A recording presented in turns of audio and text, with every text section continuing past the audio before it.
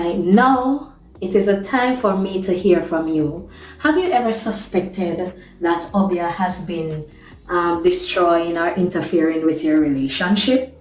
Or are there cases where somebody has warned you that your ex might be working against you? Drop your stories in the comment section.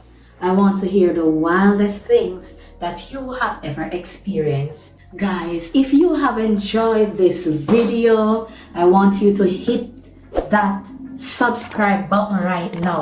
Subscribe to the channel, share the video, like the video, and leave your comments below in the comments section. Thank you for tuning in with me on Things and Love, for wanting to hear about all these relationship things that I have to offer over here. And remember, whether it is bad habits or bad energy, do not let myths run your love life.